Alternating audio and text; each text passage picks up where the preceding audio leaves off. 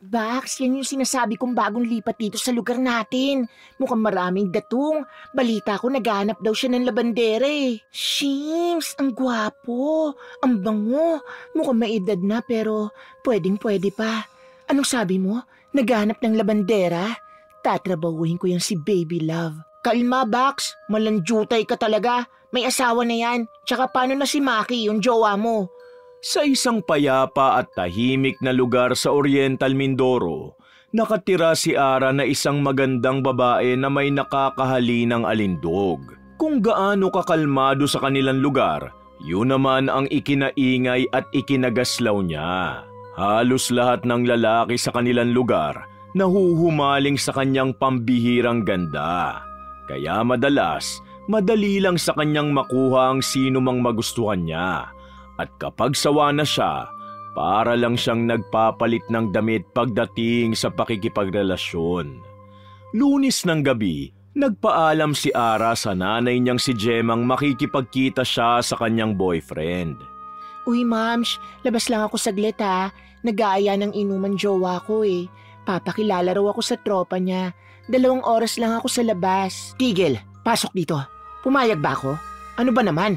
May racket ako mamaya sa bar eh. Mamaya nandito na yung mga kabanda ko. Susunduin na ako. Kaya dito ka lang sa bahay at baka manakawan tayo. Kung gusto mo, sila na lang ang papuntahin mo rito. Basta ikaw wag na wag ka magpapabuntis. Sinasabi ko sa'yo. Maya-maya pa, dumating na ang mga kabanda ni Gemma para sunduin siya. Madaling araw ka na naman uuwi, Moms. Ano ba yan?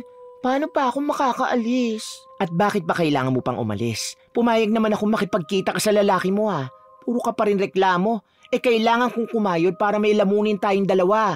Sige na, alis na ako ha? Oo na, dami mo ring dada eh. Ingat sila sa'yo, bye-bye. Sinuway pa rin ni Ara ang kanyang ina at pumunta sa inuman. Pagdating niya roon, pinakilala naman agad siya ng kanyang boyfriend sa mga tropa nito. Wala lang sa kanya kahit mag-isa lang siyang babae roon. Komportable pa nga siya sa presensya ng mga kasama niya. Nang halos maubos na nila ang inumin nilang beer, nagpasya ang boyfriend ni Ara na bumili ng dagdag na alak. Sinamahan naman siya ng kanyang mga barkada habang si Ara ay nagpaiwan kasama ang isa pang kainuman nila na si Brian. Uy Bray, pahingi naman ako ng yosi mo. Mukhang ang sarap hit-hitin niyan eh. Hinit-hit ni Ara ang sigarilyo habang tinitingnan niya ng malagkit si Brian. Kumindat ito at kumagat labi na parang inaakit niya ang lalaki. Nang matapos ang inuman session nila, dumiretso muna si Ara sa bar na pinagtatrabahuhan ng kanyang ina bilang isang showband singer. Natunghayan niya kung paano mag-perform ang kanyang nanay. Todo kembot ito habang kumakanta. Naghiyawan naman ang audience na parang nabubuhayan sa kanilang pinanonood. Maputi at makinis din kasi si Gemma. May balingkinitang katawan at mahabang buhok. Hindi lang basta maganda si Gemma. Magaling din siyang kumanta at sumayaw. Bilib na bilib ang mga nakakapanood sa kanya dahil sa galing niyang bumirit. Para kasing mala Lady Gaga ang kanyang dating. Total performer talaga. Hindi na nagpakita si Ara sa kanyang ina dahil siguradong sermon lang ang kanyang aabutin. Kaya nagpasya siyang umuwi na lang at magbabad sa FB hanggang madaling araw na umuwi ang nanay niya. Pagpatak ng 2:00 ng madaling araw, nagtahulan ng mga aso ng kapitbahay kaya napasilip sa bintana si Ara. Nakita niya ang kanyang inang nakikipaghalikan sa kabanda nito. At maya-maya lang, pumasok ng mag-isa ang kanyang ina sa bahay. Sarap ng halikan nyo, Naya. Jowa mo ba yon? Bago Hindi, drummer ng banda namin yon. Ang hot, di ba? Malay mo, kapag maging okay ang relasyon namin, baka pakasalan niya ako. Di may tatay ka na. Asa ka pa, hindi ka naman nagseseryoso sa mga lalaki Pinaglalaroan mo lang sila. Pustahan tayo, iba na naman jowa mo sa susunod na buwan. Hindi ko sila nakakatuluyan kasi hindi lang sila ang tamang lalaki para sa akin. Tsaka sa ganda kong to, hindi naman ako mauubusan ng lalaki. Ewan ko sa'yo, Mams. Makatulog na nga lang. Kinabukasan, nakipagkita si Ara sa kaibigan niyang si Mimi para sa inaalok nitong racket sa kanya. Tumigil na kasi sa pag-aaral si Ara para magtrabaho. Wala naman talaga siyang regular na trabaho dahil mas gusto niyang parakit-rakit lamang siya para kontrolado pa rin niya ang kanyang oras. Hi Bax, kumusta? Balita, buti naman nagpakita ka sa akin. Eto, maganda pa rin. Nga pala Bax, kita mo ba yung lalaki na yun? Yan yung bagong lipat dito sa lugar natin. Tingnan mo, ang gara ng kotse. Yayamanin talaga. Naghahanap daw yan ng labandera. G mo na, Bax. Huwag na umarte, pera din yan. Sheesh, ang gwapo, ang laki ng katawan. Parang kaya-kaya akong protektahan. Push na mi, Bax. Sarap naman ang amo ko eh. Uy, kalma lang, Bax. Hindi ka pwedeng umeksena. May asawa na yan si Sir. Tsaka, tigil-tigilan mo na nga yung kakakirengking mo. Kawawa naman yung jowa mo. Sino? Si Maki? Ayoko na ron. Nakakasawa eh. Mamaya makikipag-break na ako sa kanya. Pag-uwi ni Ara, nadatnan niyang nakahilata pa sa kama ang kanyang ina kahit tanghali na. Siya na lang ang nagluto ng pananghalian nilang dalawa. Nagprito siya ng tinapa at itlog. Nagpisat na rin siya ng kamatis na paborito niyang kapares ng tinapa. Tapos noon ay ginising na niya si Gemma para mananghalian. Habang kumakain sila, biglang may dumating na mga pulis. Inaaresto si Gemma dahil nakita raw sa CCTV na ninakaw niya ang mga alahas ng boss niya sa bar. Sandali lang po, sir. Nay, totoo ba? Bakit mo naman ginawa yun? May kinakain pa naman tayo. Walang-wala na ba tayo, Nay? Patay gutom ka ba? Ginawa ko yun para sa atin, gaga. Para sana hindi na ako kumanta at gumiling-giling sa harap ng mga manyakis gabi-gabi. Eh wala eh. Minalas-malas. Nahuli. Sige na, sir. Sasama na ako ng maayos sa inyo. Dismayado si Ara sa nangyari. Ngunit wala naman siyang magawa. Kailangan niyang humanap ng paraan para mapiyansahan niya si Gemma. Kaya hindi na siya nag-alinlangan at pumunta na siya sa bahay ng bagong lipat na lalaki. Nagpaganda siya at nagsuot ng damit na kitang-kita ang maputi niyang legs at hubog ng katawan. Tao po! Magandang araw! Hi, yes? Anong kailangan mo? Hello, sir. Ako si Ara. Naghahanap daw kayo ng labandera. Gusto ko po sanang mamasukan sa inyo. Sige, pasok ka.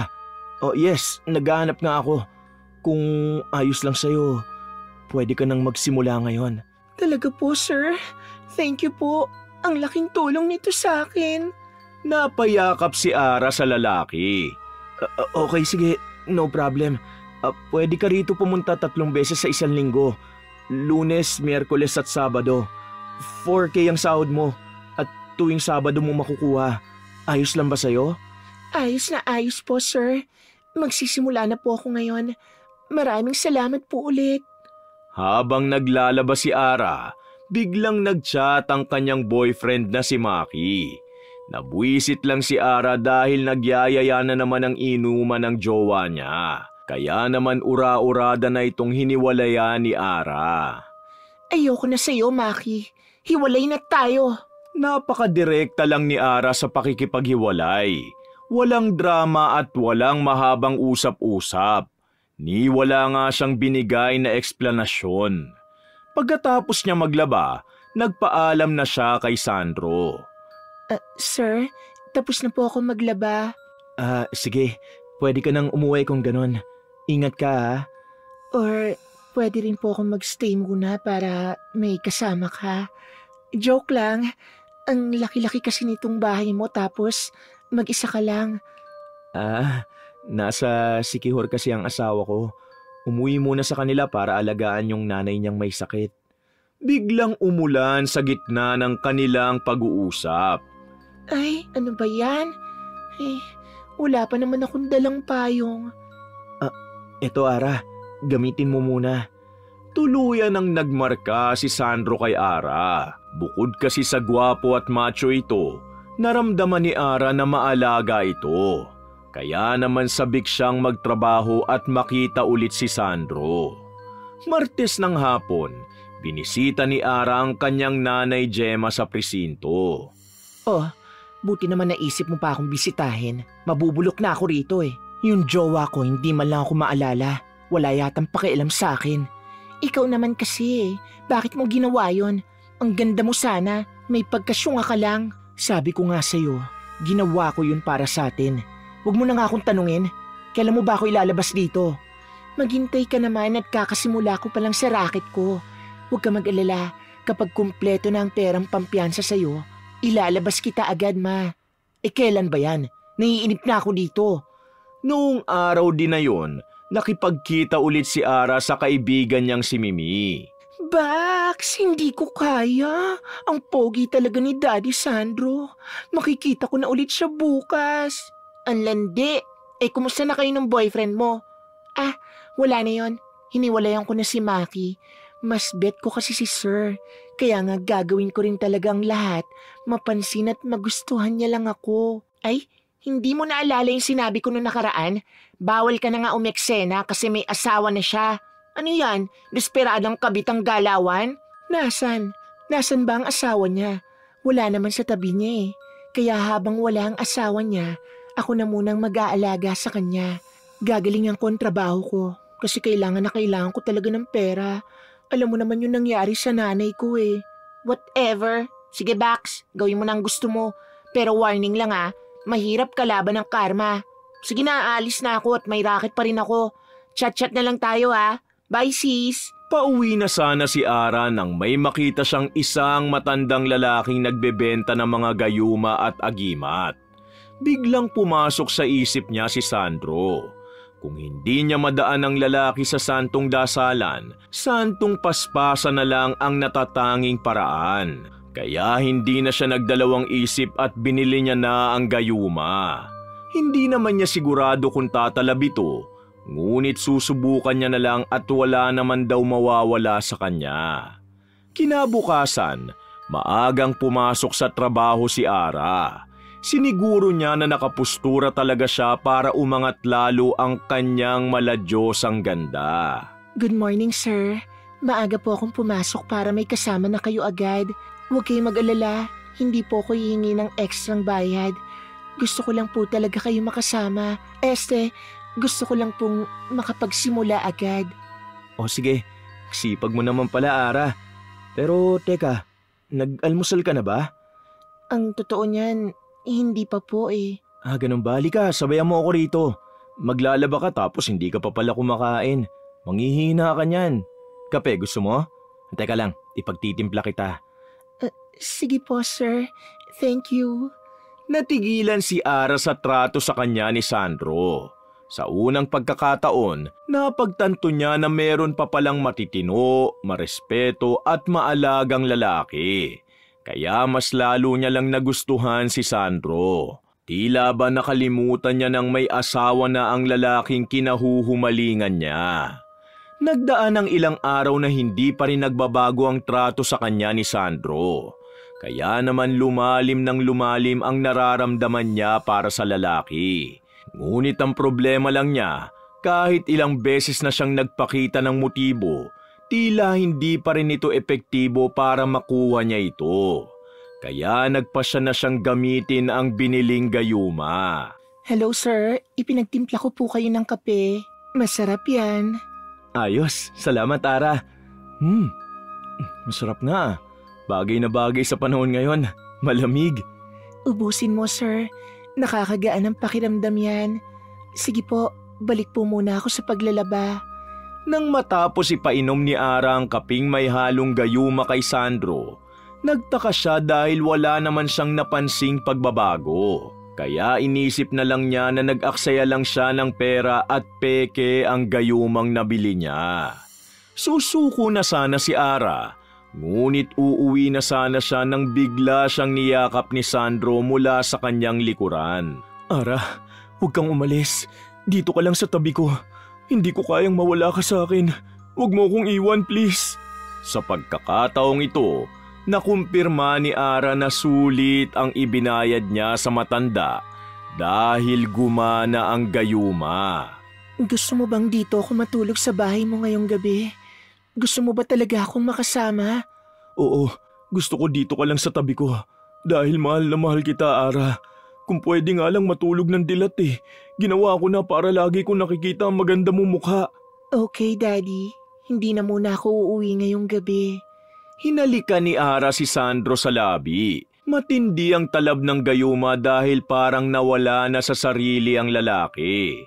Parang ibang tao na.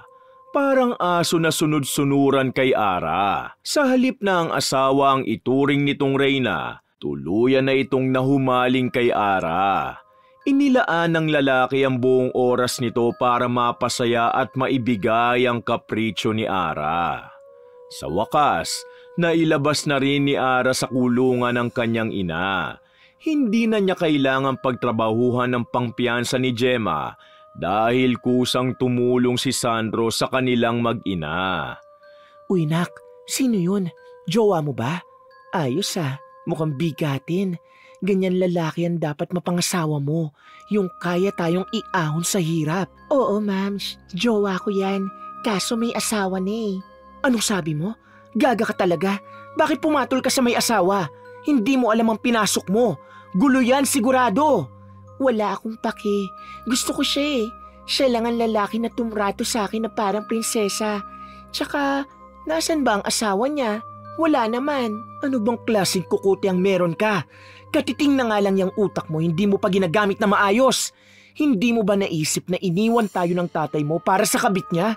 Tapos ngayon naging kabit ka naman at maninira ka ng pamilya? Ano ka ba naman? Kaya nga siguro ganito ko eh. Kasi wala akong kumpletong pamilya. Salat ako sa pagmamahal.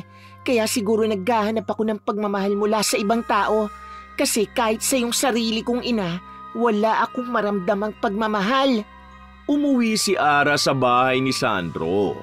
Habang naghahapunan sila, may narinig silang kumakatok sa pinto. Nang pagbuksan nito ni Sandro, laking gulat niya nang bumungad sa kanyang harapan ang kanyang asawa na si Anita. Oh, gulat na gulat ka naman yata. Hindi na ako nakapagsabi kasi gusto kitang sorpresahin eh. May dala akong pasalubong sa'yo. Ihain mo na. Nabaling ang atensyon ni Anita kay Ara habang nagsasalita siya. Hi ma'am, ako si Ara. Ikaw po siguro yung kinikwento sa akin ni sir na asawa niya. Nice to meet you po. 9:00 na, 10 oras na ng gabi. Bakit nandito ka pa? At sino ka ba? Ako po yung bago niyong labandera. Sige, makakauwi ka na. Salamat. Sige po, babalik na lang po ako ulit. Salamat. Nang makauwi at makapasok si Ara sa kanyang kwarto, pinagbabato niya ang mga unan at nagsisigaw dahil sa sobrang pagkairita. O ano, nakaharap mo na yung asawa. Sinabi ko na sa iyong tigilan mo na yung lalaking yan. Makinig ka sa akin. Oo, umuwi na yung Bruhilda kanina. Kung tutuusin, walang-wala yun sa akin eh. Mukhang gurang na, tuyot at kulukulubot ang balat. Hindi siya bagay kay Sandro. Pero kung tutuusin, wala ka ring laban sa kanya dahil siya ang legal na asawa. Kahit anong panlalait ang gawin mo sa kanya, hindi magbabago ang katotohanang kabit ka lang. Wala akong pake! Ako ang mahal ni Sandro! Naglakas loob pa rin si Arang pumunta sa bahay ng mag-asawang Sandro at Anita. Nagpanggap siyang isang mabait at hindi makabasag pinggang babae sa harap ni Anita. Ngunit walang sikretong hindi nabubunyag. Dumating na ang araw na nalaman ni Anita ang kawalang-hiang ginawa sa kanya ni Ara. Nabisto niya rin na ginayuma ni Ara ang kanyang asawa. Kaya nagpa siyang gumanti ang babae at nagpanggap na wala siyang alam. Good morning, Ma'am Anita. Magsisimula na po ako ha. Sige, walang problema. Nasaan po pala si Sir? Ilang araw ko na po siyang hindi nakikita eh. Ayun, sa kwarto may sakit siya. Nagpapagaling lang. Bakit? May kailangan ka sa kanya? Wala naman ho. Natanong ko lang naman. Sige po, maglalaba muna ako. Habang naglalaba, nakarinig si Ara ng mga bumubulong-bulong sa tenga niya. Tinatawag ang kanyang pangalan. Nung una, hinayaan niya lang ito dahil baka guni-guni niya lang daw. Ngunit hindi mawala ang mga boses na paulit-ulit na tinatawag ang pangalan niya, kaya nakaramdam na siya ng pagkabalisa. Pagkalipas ng ilang minuto, nilagnat na rin siya at bumigat ang ulo. Tumigil muna siya sa paglalaba upang magpahinga ng saglit. Subalit kahit nagpahinga siya, pasama ng pasama ang pakiramdam niya. Lumapit siya kay Anita para humingi ng tulong.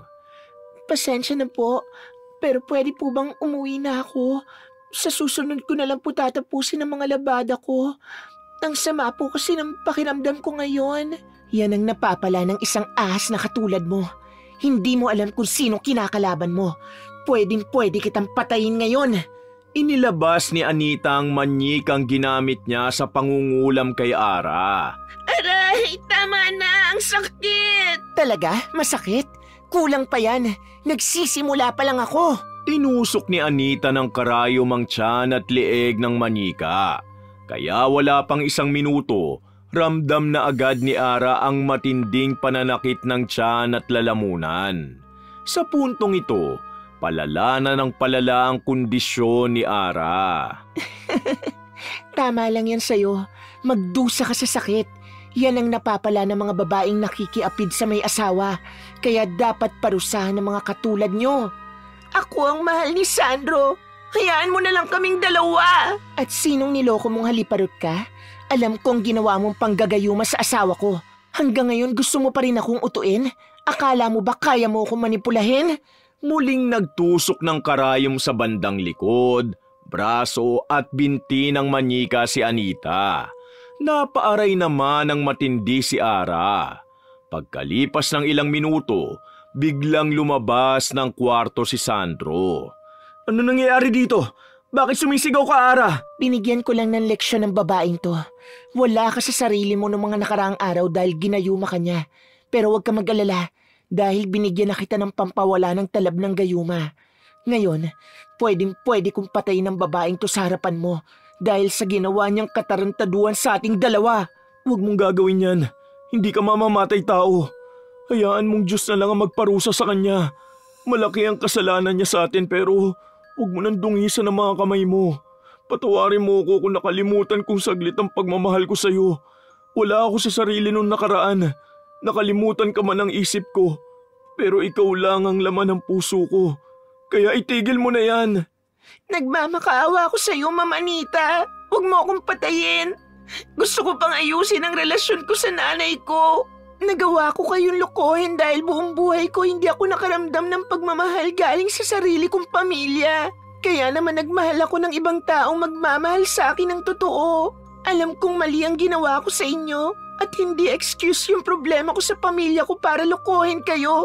Alam ko nang mali pero tinuloy ko pa rin ang panluloko ko sa inyo. Iniwan ako ng tatay ko nang dahil sa kabit niya. Ako naman naninira ng mga taong nagmamahalan. Pero salamat pa rin, Sir Sandro. Dahil nirespeto at tinrato mo ko ng maayos. Patawad po sa inyong dalawa. Sige, pagbibigyan kita. Pero siguraduhin mong aalis ka na sa buhay namin. At kahit kailan hindi ka na magpapakita pa. Opo, patawad po ulit. Maghintay ka dyan at may kukunin lang ako. Pagbalik ni Anita, may dala na itong tubig na may katas ng halamang gamot. Ipinainom niya ito kay Ara upang bumuti na ang kalagayan niya at kontrahin ang talab na kulam. Nang paalis na si Ara, bigla itong tinawag ni Sandro upang kausapin. Ara, sandali. Gusto ko lang malaman mo na hindi ako galit sa'yo. Pero maling-mali yung ginawa mo sa akin. Payo lang, huwag mo hanapin ang tamang lalaki para sa'yo. Dahil kusa itong darating. Habang hindi mo pa siya kilala, sarili mo muna ang pagtuunan mo ng pansin at maging tamang tao ka rin para sa taong magmamahal sa'yo. Tatandaan ko po yan, Sir Sandro. Maraming salamat. Sige po, alis na po ako. Patawad po ulit sa inyo. Naging maayos na ang kondisyon ni Ara pag-alis niya. Nagpa siyang kausapin si Gemma pagdating niya para ikwento ang nangyari at subukang ayusin ang relasyon niya sa kanyang ina. Nang makauwi si Ara, niyaya na siya ni Gemma maghapunan. Ipinagluto siya ng kanyang ina ng paborito niyang ulam na kare-kare. Oh, bakit hindi ka kumikibo dyan? Di ba paborito mo yan? Ipinagluto ka na nga mukhang ayaw mo pa. Nay, ititigil ko na yung relasyon namin ni Sandro. Nabisto na ako ng asawa niya at wala na rin akong trabaho. Aba, mabuti naman at nakarealize ka na. Kahit anong mangyari, mali ang makiapid sa may asawa. Halika nga rito. Ang ganda-ganda mo, umiiyak ka sa isang lalaki. Wala sa lahi natin ang iyakin, ha? Hindi nga ako umiyak nung pinili ng tatay mong kabit niya eh. Tahan na, ha? May hindi pa ako nasasabi sa inyo. Ginayuma ko lang si Sandro. Hindi niya talaga intensyong lukoy ng asawa niya. Kanina akala ko mamamatay na ako. Mangkukulam pala yung si Ma'am Anita. Pinahirapan niya ako, halos patay niya na ako. Pero mabuti naman pinatawad nila ako. May puso pa naman sila. Diyos ko, ayos ka lang ba? May masakit pa sa'yo? Pero mabuti na rin yan. Magtanda ka. Ganyan talaga magbigay ng leksyon ng buhay. Minsan talagang kailangan kang takutin para magbago ka. Lahat naman ng nangyayari sa buhay natin may rason eh. Kahit yung pag-iwan sa atin ng papa mo. Naniniwala kong may magandang rason ng Diyos kaya ipinaranas niya sa atin yon. Biglang yumakap si Ara kay Gemma. Gumanti naman ng mahigpit na yakap si Gemma sa kanyang anak. Nay, sorry. Hindi kita nire-respeto. Parang kaibigan lang kita kung makipag-usap ako sa'yo. Naapektuhan kasi ako ng todo nang mawala sa atin si Papa. Napariwara ako. Pasensya na hindi ako naging mabuting anak. Sana hindi pa huli ang lahat. Ayusin ko na ang sarili ko, Nay. Pasensya ka na rin sa akin, Ara. Hindi rin ako naging mabuting nanay sa'yo. Nadurog din kasi ako ng gusto nang mawasak ang pamilya natin. Kaya iginugol ko na lang sa trabaho ang oras ko at nakalimutan kong nasasaktan ka rin pala. Naging ganito lang naman ako. Maingay ang bunganga, palatawa, pag-iiling-giling at pakanta-kanta sa stage para magkapera. Dahil parte yun ang trabaho ko. Para matustusan ang mga pangangailangan mo. Kaya nga naisip kong magnakaw para hindi na ako maging pulutan ng mga manyaki sa bar. At baka kasi kapag itinigil ko ang trabaho ko, irespeto mo na ako bilang nanay mo. Patawad kung hindi ko yun nagagawa dati. Pero mahal na mahal kita, Nay. Kasi ikaw lang ang nag-iisa kong nanay. Magsisimula tayo ulit, anak. Opo, Nay. Bumalik sa pag-aaral si Ara at kinuha ang kursong Bachelor of Secondary Education. Samantalang ang kanyang ina, natanggap naman bilang acoustic singer sa isang kilalang bar. Isang araw, habang naglalakad si Ara sa harap ng school niya, laking gulat niya nang makita niya si Sandro. Naka-uniforme itong pangguro at may kausap na isang estudyante. Nilapitan nito ni Ara para kausapin. Hello, Sir Sandro. Hindi ko alam, professor ka pala rito. Kumusta ka na? Hi Ara, good to see you. Yes, dito ako nagtatrabaho. Grabe, ang laki ng pinagbago mo. Buti naisip mong ipagpatuloy ang pag-aaral mo. Sakto lang po. Masayahin at medyo madaldal pa rin pero hindi na ako malanjutay. Gusto ko na kasing ayusin ang buhay ko eh. Kaya eto po ako ngayon. Malanjutay? Ano yun?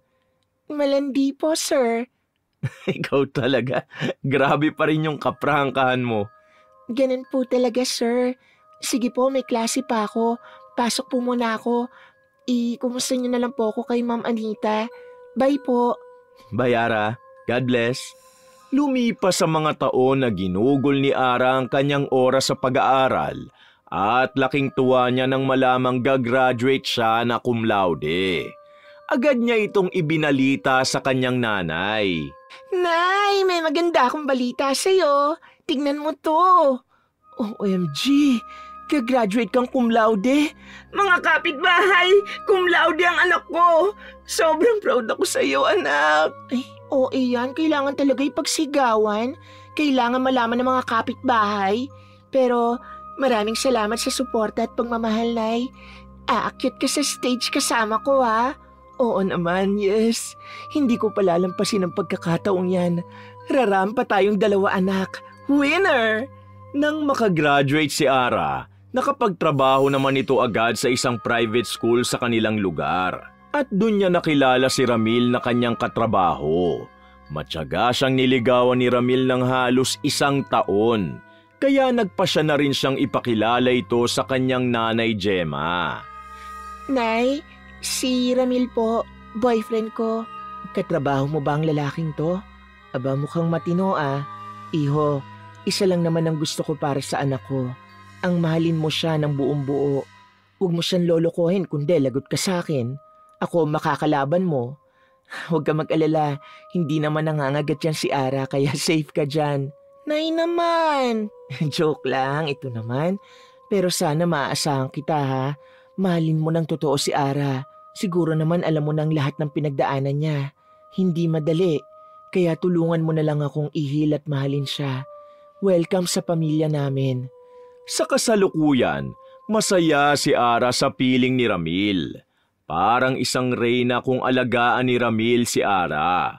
Ganon din naman ang isinusukling pagmamahal ni Ara sa kanyang kasintahan. May mga pagkakataong hindi sila nagkakaintindihan dahil sa pagkakaiba nila. Ngunit naayos din naman nila kalaunan. Umiikot ang kanilang relasyon sa respeto, tiwala, pangunawa at pagmamahal. Higit sa lahat, ginawa nilang sentro ng kanilang pagmamahala ng Diyos. Isang araw, inimbita ni Mimi si Ara sa kanyang birthday party.